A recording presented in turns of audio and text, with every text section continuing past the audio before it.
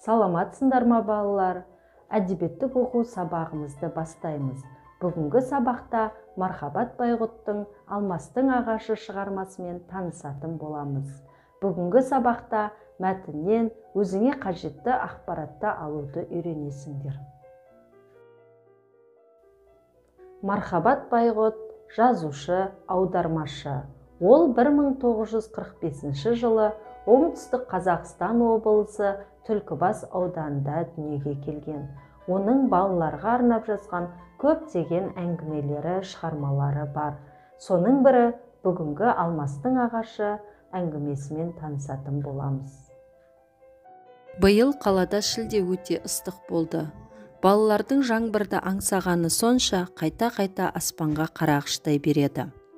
Көктен тек шаңытқан күнді ғана көреді.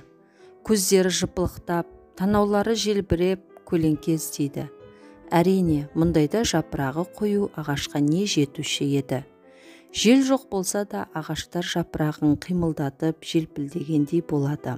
Ал алмастар тұратын жаңа ықшамауданда ағаш әлі аласа. Көкесі кеше кешкі тамақ үстінде. Таңертең күн салқын, ауа таза. Ерте тұрған адам күні бойы онша ыстықтамайды. Жұмысты да өнімді істейді, деді Алмас. Оны құлағына құйып ала қойды.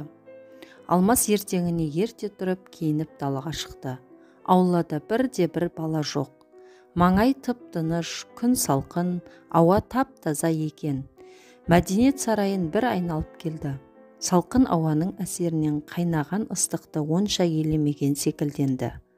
Ол осы күннен бастап ерте тұруды әдетке айналдырды. Көкесі мен апасы: «Үшінші кезекте тау ішіндегі лагерге жібереміз. Әзірше осылай дағдылана бер», десті. Алмас күнде таңертең тұрып мәдениет сарайының маңында серуендейтін болды. Бір-екі бала ілесіп еді, уәделерінде тұрмады, ұйықтап қала берді. Бір күні Алмас жол жағасындағы шөптің сытырлап жанып жатқанын көрді. Жалын сумаңдап көктемде отырғызылған ағаштың түбін орай бастапты. Алмас енді шыдай алмады. Жетіп барып табанымен отты таптай бастады. От оған бой берер емес. Жас ағаштың қабығын жалап үлгерді. Алмас футболкасын шешіп алып сонымен ұрды. Әзер дегенде өшірді. Ақ футболкасы қап-қара күйе болды. Бір-екі жері тесіліп те қалды. Оған өкінген жоқ. Әйтеуір іс тындырды ғой. «Жарайсың балам», деген дауысқа жалт қараса таяғына сүйенген қарт кісі екен. Ерте тұратындардың бірі осы кісі. «Мана ағаш енді сенікі болсын, балам», деді қарт. «Өзің қарап сақтап жүр енді. Атың кім?» «Алмас». «Енді мына Алмастың ағашы дейміз. Қай сыныпта оқисың?» «Күзден екіншіге барамын».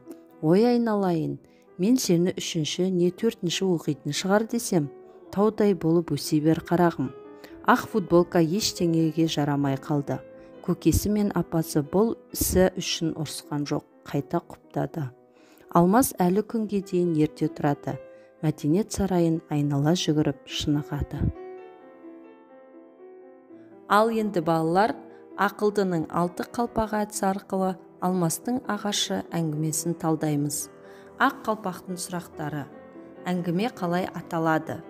Кейіпкерлерді ата. Басты кейіпкер кім? Қара қалпақтың сұрақтары. Мәтіндегі ең көңілсіз оқиға не? Сары қалпақтың сұрақтары. Кішкентай Алмас қандай ерлік жасады? Оның іс-әрекетіне баға бер. Қызыл қалпақтың сұрақтары. Мәтіндегі Алмастың әкесінің сөзін тап. Жасыл қалпақтың сұрақтары. Сен Алмастың орнында болсаң, не істер едің? Көк қалпақтың сұрақтары. Әңгімеден қандай қажетті ақпарат алдың?